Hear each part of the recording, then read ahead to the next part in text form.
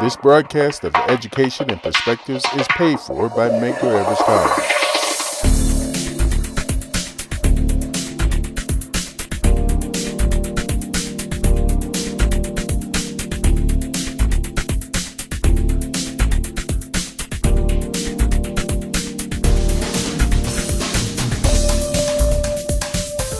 Welcome to Medgar Evers College TV, brought to you by the Department of Mass Communications. This show is about student services ranging from mental health awareness, food insecurities, domestic violence, and even homelessness. I'm Amanda Barrett. And I'm Nathalie Gregoire. Sports are also back, and our teams need new members. We have the scoop on tryouts, and who knows, you just might make the cut. And speaking about making the cut, while you're back on campus, look into the Mass Communications Department, Bachelor's of Fine Arts program, and our TV and radio studios. You just might like what you see. Now, COVID had really played some mind games with all of us, trying to navigate our new normal. Our students may need to talk to someone, and I interviewed that person. Here's my interview with Dr. Medgar Pinder. I'm here with Dr. Medgar Pinder, Director of Counseling and Psychology Services.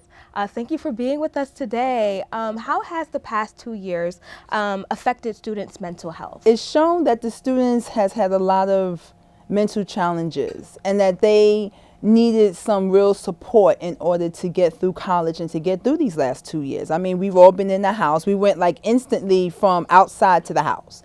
And so the resources that is needed just to help them get like individual one-on-one therapy, for them to have some group therapy, and to really just be there to support them through this and to support them to their destination, which was to graduate. Do you find that more students are reaching out? And if you do, why do you think that is? A lot of them reach out in our group sessions, in which we have these monthly group meetings. One, we have a mindfulness group, and another one, we have a racial trauma is real group. Topics is really necessary. Like, we've been doing topics on forgiveness and grief and guilt. What do you think some of their issues are? Freshmen have maybe like a lot of college readiness skills that they need, stress management, how to deal with now going from being in high school to now being individually on their own learner and not having that kind of help from maybe a professor. I find they need motivation, they need to learn how to not procrastinate with their assignments. And then you also will find that some of them needs like some anxiety, learning how to deal with their anxiety. So tell us more about your program. Well, Counseling Psychological Services is a program in which we offer short-term, usually 6 sessions of counseling, individual counseling, one-on-one counseling with a licensed trained professional. Why is there a need among our students for your services? COVID has brought out the fact that we all got mental health challenges and that we all need somebody to talk to that may be objective. You can talk to your friends, and I fully support. I have a great support system in my friends. You may could talk to your family members, and that's great too. But what counseling is different is that I'm not there to give you advice. A counselor is supposed to empower you to find your own solution. But when you're talking out loud, you may hear your own solution. And I'm hoping, and that's what I do as a counselor, I'm hoping that you will hear your own solution. How do you know when you need to seek out counseling? You're living on either poles of life. You either want to isolate yourself or you're just too clingy. You know what I mean? When you either want to overeat or you undereat. You know, when you sleep too much or you sleep too little. Like when you're living in that polar kind of place, but you can't live in that survival mode for all your life. It's not healthy. So when you're living in that survival mode, that's when you know maybe I need to talk to someone to see, am I balanced in life? Do you have any words of wisdom to any students out there who are watching this? Do you have any words of wisdom for them? To have someone to listen to you as you try to process what you have been through or what you're going through currently is so important. And I believe counseling is what does that. Counseling helps you to process that. And so that you come out on the other side and you complete your goals and you're not stuck in this one place. I'm here just to listen to you so you can get to that place where you feel healthy, you feel empowered, and you're self-determined to go on with your future. So that's what counseling is here to do. Thank you, Dr. Pinder, for this valuable information. And remember, the Office of Counseling and Psychology Service is here for you. Now, looking for employment, our next guest might have some answers for you. Here's Amanda Barrett's segment for job seekers. I'm here with Dr. Antoinette Roberson, Senior Director of Career Management Services. Thank you, Dr. Roberson, for joining the show today. I appreciate you for having me this evening. It is my honor to be here. Of course. So tell us, at your position of Senior Director, how has COVID affected the market? At the start of COVID, we had tens of millions of people who lost their job as a result of COVID, and how that relates to Medgar Evers College. About 60% of all CUNY students lost their job at the start of COVID. Yeah, that's a big number, right? Yeah. And even now in 2022, we're still about 3 million fewer people in the job market than before the pandemic. So it's critical mass. Wow. So what is the resources that the department helps with students getting back on track as far as the market? Are critical thinking skills. If you can process through problems and create solutions, you are so valuable at companies right now. So that's definitely one of the skills. Technology. Prior to the pandemic, we could kind of skate through. Really didn't have to get that involved in technology beyond maybe a basic Microsoft Word document. But now people are expecting you to understand data, how to process data, how to gather data and assess data. So there are certain skills that go into that. So being open to learning new technologies is going to be critical in people getting jobs in this new space that we're in right now. Being able to work with people, being team players, is humility in the person. If you have humility, I can train you to do anything. So Dr. Roberson, tell us a little bit how your department helps Medgar Evers students just get prepared for that new job market, regardless of what profession, the student is going in. What resources do you provide? I love that question. Thank you. We have something called the 4-year career action plan, right? And it takes you from freshman all the way up to graduation, right? Because there's a certain process that you must follow on each level to attain the success or the trajectory that you're going after. So freshmen, we have a certain list of things they have to do. Sophomores, juniors, seniors, recent graduates. Okay, first year after graduation, we still provide services to students. But other skills that you need to understand critical thinking. If you can't process through problems to get to solutions, it's game over for you. You have to have an effective resume when you get out there, because that resume is your billboard. It's the first line of communication between you and the employer, right? It's your billboard. So making sure that resume is effective is critical. And then the next phase would be the interview. The resume is what gets you to the interview, right? But if the resume isn't effective, that's not going to happen. So we provide those services in my office at Medgar Evers. We do dressing for success. Again, you need to look the part, right? In this world, even though we're virtual, you still have to look the part on screen, right? Virtual doesn't mean lack of presence.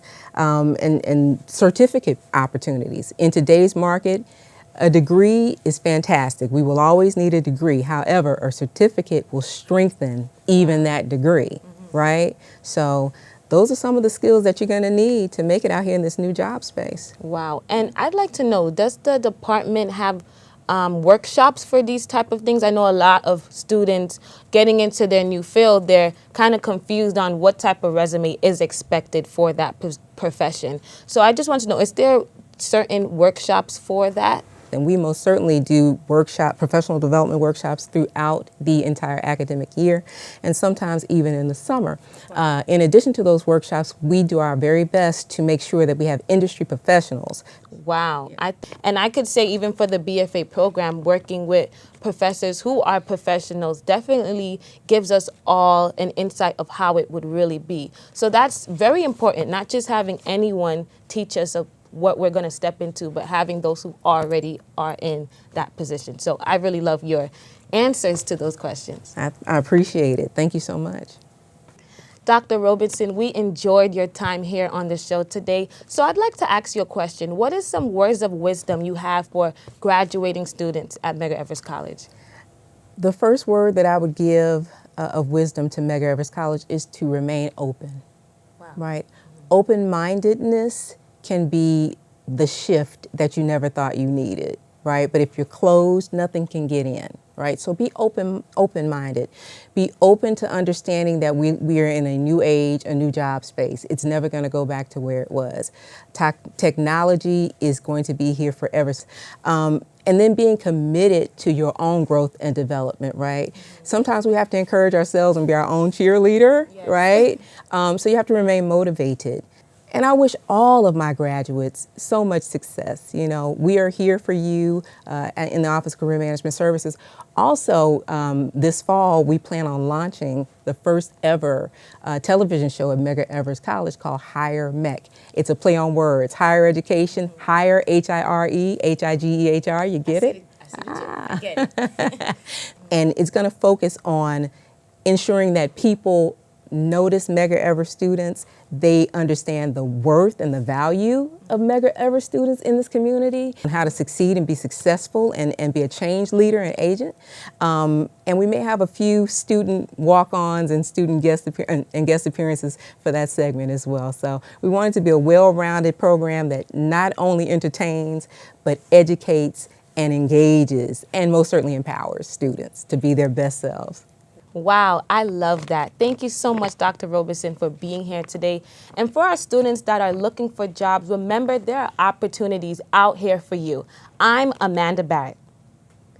MEC Sports Department also has opportunities recruiting students for teams. And maybe you have what it takes. Here's Troy Neverson with that story about the Cougars. Thanks, Amanda. I'm Troy Neverson, and I'm here with Medgar Evers College Athletics Director, Shatara Murphy. Do you mind telling us about the sports program here at Medgar Evers College? Of course. Medgar Evers College is a member of the NCAA. We're a Division III institution. We're also a member of the CUNYAC Conference, which our members are Hunter, Lehman, John Jay, York College, Hunter College, and all of the CUNY colleges that do have athletic programs on their campuses. Okay, what sports programs can be found here at Medgar Evers College? So here at Medgar, we have 12 sports, varsity sports altogether. 6 on the women's side, 6 on the men's side. So we have soccer, volleyball, cross country, basketball, indoor track and field, outdoor track and field as well. We also sponsor co-ed cheerleading. Our cheerleading program competes in the CUNYAC cheerleading championships at the end of every semester. That's amazing. Out of all of these teams, which one would you say wins the most? Well, with all of our sports, we do have years of, great success, and some maybe not so. But in the past couple of years, I would say our track team has definitely been extremely successful postseason. They've made ECAC. We had Allie McIntyre, who went to the NCAA Division III indoor track and field championships last year, the year prior to COVID. So I would say our track and field teams, but we've also had some championships with men's basketball, men's soccer in 2002. Okay. So we've had some years of great success again. Okay, so you mentioned having on years and off years. Do you think COVID-19 had an effect on the teams and students and their players? COVID had a huge impact in the athletic world. And with Medgar, we've always struggled with numbers, and COVID just exacerbated that issue. With our student athletes, they had to be vaccinated in order to play. That was a CUNY mandate. And that mandate came down a bit too late for us to recover. So, we didn't have as much success as we would prior to COVID, especially with, enrollment being where it is in higher education. So we did have some issues when it came to COVID. You stated that COVID-19 has affected student outreach. Are there any plans going forward to increase student outreach? Yes, we're in the works of our coaches working on their recruitment plan. Coaches are reaching out to students who are eligible and who are interested. Yes. We also work closely with the Department of Admissions. When students sign up for Medgar, when they apply, when they're accepted, they're prompted to a form that goes directly to athletics. If they are interested, if they have experience, and also if they're eligible. Right now, we're also calling students to keep them informed that athletics is still up and running. We table in AB1, we table in Bedford when we can, and we also are doing outreach on our Instagram page and Facebook page as well. So we're trying to be as visible as possible, but it's difficult when there aren't students on campus as much as they used to be. Okay, the students that you do outreach, do they have to be athletes already, or are you willing to have anyone come in and you'll teach them the ways? We are willing to have anyone come in, but they have to be eligible, right? So in order to be a student athlete here at Medgar Evers College, you have to be a full-time student. That's 12 credit-bearing classes. You also have to have a 2.0 or above in order to participate here at Medgar. Tryouts, of course, they would have to have a physical on hand and also complete Spark training in order to even try out for the team. And to make the team is at the discretion of the coaches because they are the leaders of their sports programs. So we do encourage anyone to, try out and apply, but again, we are a competitive department and we need to remain that way. Understood. Do you provide any services for the student athletes? Yes, so athletics is a part of the student success and enrollment department. So we do provide anything within that department. That's partnerships with Transition Academy. We have partnerships with the Women's Center. In our department, we have 2 academic counselors that help student athletes with the progression of their academic career. So they reach out to professors, progress sheets to make sure our student athletes are staying on track academically. They also help with job placement here in our department, which is working games. They do get paid for working games, exactly. So we're a department, we're a full service department. We also help with scholarships as well. Not athletic scholarships, academic scholarships. Understood. So I see the services that you provide for the students' needs. What does the department need for themselves? Well, our department, we need support and advocacy, right? That's really what we need, and that's a multi-layered need, right? Of course, we need students to embrace athletics and also the academic side, and everyone on the campus community. But we also need this funding as well with athletics. With inflation going on right now, costs are going to go up. Right, and in order to maintain an athletic department, the operations need to be on par, especially when we're competing with other Division III institutions whose budgets are maybe 10 times larger than ours. So there's that, but there's also, again, going back to the support from the students, staff, and faculty. We need it as much as possible, especially after COVID. Understood. So what issues do you find amongst the athletes and their families over the past 2 years during COVID-19? And what are your hopes for the future?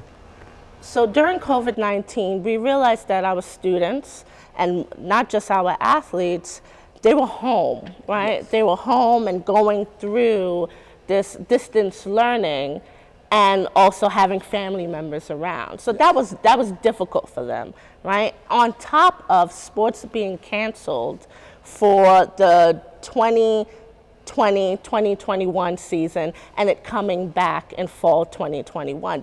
That's a whole year and a half of students not being able to come to campus to practice, to see their teammates, to travel as well. So that was a lot on the psyche of a student athlete, especially an athlete who has been playing sports their entire lives. So we had to deal with that. And also there's a mental health aspect of it as well, not just for them being students, but student athletes, missing the sport, not being able to be the person that they usually are on the court. There's a lot that COVID took away from the students and student athletes, and we're just trying to gain that back. Thank you so much, Director Murphy. So students, come take advantage of the full college experience here at Medgar Evers College. Join a team, make some friends. And next we have Dana Isaacs, here with the Student Life Specialist from the Transitions Academy here at Medgar Evers College. Thanks, Troy. I'm here with Dr. Waleed Boone, and he has some important information for some of our students and family members. Dr. Boone, tell us about the Transition Academy. The Transition Academy was established in 2017 to serve students that are homeless, food insecure, and housing unstable. It offers a variety of different resources that centralize in one area, so our students don't have to run over the campus looking for these different resources. What are some of the services you guys provide? So we try to tackle 3 issues in Transition Academy. Homelessness, in which we work closely with the Department of Homeless Services. Just in case our students have to go into the shelter system, we want them to stay in Brooklyn. Because what generally happens is if you go into the homeless system, you can end up in the Bronx, you can end up in Queens. We want them to stay close. When it comes to food insecurity, we establish a food pantry here for our students that they can access 3 times a week, Monday and Wednesdays 10 to 2, and on Tuesdays from 3 to 7. And they have options there. We have frozen meat, we have kosher, we have halal, we have fresh produce like different vegetables and fruit, non-perishable items, eggs, milk, cheese. And when it comes to housing instability, we work closely with our external partners like Canva, Covenant House, Jericho Project, and others to make sure our students are able to pay their bills so they won't become evicted and end up in the shelter system. Nice. Why is there a need amongst our students for your services? So generally, every year I see a number of students that's under 25 that's faced with issues where their basic needs are not being met, whether it's food, whether it's clothing, whether it's Metro cards. For example, just to give one example, in 2017, when we initiate this initiative, I seen a young lady that was 17 years old, mother kicked her out the house. She was sleeping on the trains.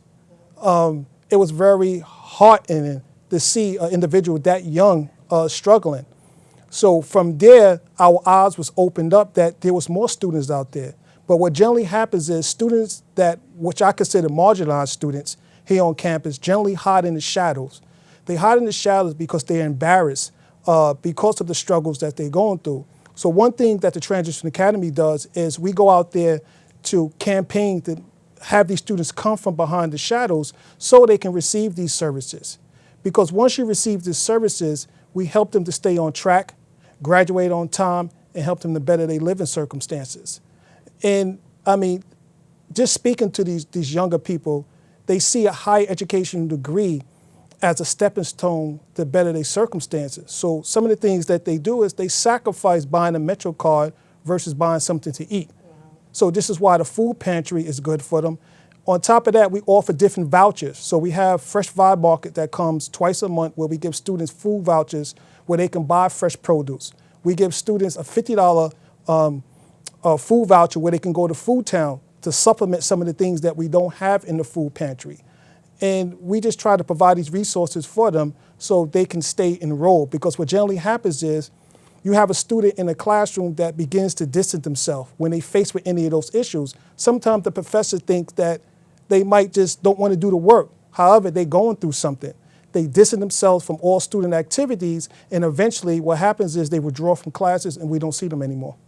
Sad. Out of all of the services that you guys do, what do you think students seek out the most? I think when it comes to the services, there is housing. So as we know, rent is going up, and then we have food. Food is going up. So it's mostly housing that I see a lot of students that are struggling with that comes to the Transition Academy for. Did COVID-19 have an effect on the students? I would say in a way because some students lost their job. Some students was unable to provide for their family. However, the Cougar Food Pantry at Medgar Evers College haven't stopped since the pandemic. We remained open when the pandemic was at its peak, serving students in person. Amazing. Nice. What issues do some students and their families have? I would say there's a lot of students that we see faced with domestic violence. As we know, DV is one of the highest causes of a person becoming homeless. and we talk about food insecurity. So those are two issues that I see when the students come to my office. When working with the community, what needs do they need or do they request the most, and why do you think? I'm glad you brought up the community. As we know, Medgar Evers College, the community is part of helping to fight for a college here in Central Brooklyn. So what we did during the pandemic, not only did we serve the students, we understood that our community was being impacted by the pandemic as well, where they was faced with food insecurity. So we have, what we do is every month, the last Tuesdays of the month, we have something called Community Pantry Tuesday. So not only do we serve the students, we also serve the community. So Community Pantry Tuesday has begun to get a little bigger. So now we have additional resources out there for the community, like COVID-19 information, PPE, where they can get masks, they can get gloves, resources about housing, resources how to get more food. So it's beginning to grow, and we enjoy providing these resources to our community. Well, thank you, Dr. Boone. It's been a pleasure. And remember, if you fall on hard times, if you know anyone in the community or a fellow student that has fell on hard times, remember, Dr. Waleed Boone is here, and you can visit the Transition Academy at 1150 Carroll Street, room C207, or you can email us at transitionacademy@mec.cuny.edu. I want to thank Dr. Bloom for sitting down with me today. And please, if you need help, reach out. I'm Dana Isaacs. I want to thank our guests for all that important information. And honestly, I didn't even know we had so much help available for us here at Medgar Evers College. I'm Amanda Barrett. And Amanda, we also want to thank our fellow mass communication students for their segments in our show. And if you are interested in the media, dance, digital art, music, and more, you have to check out the Bachelor of Fine Arts program. Please visit us at Medgar Evers College, Department of Mass Communications, and you will not be disappointed.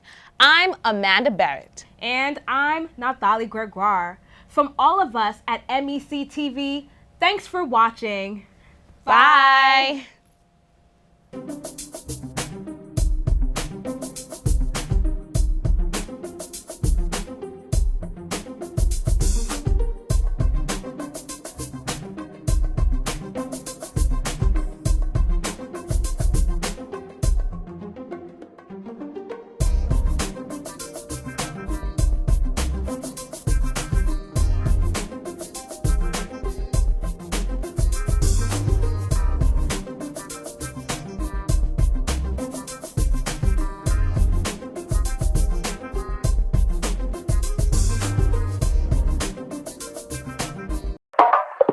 This broadcast of Education and Perspectives is paid for by Medgar Evers College.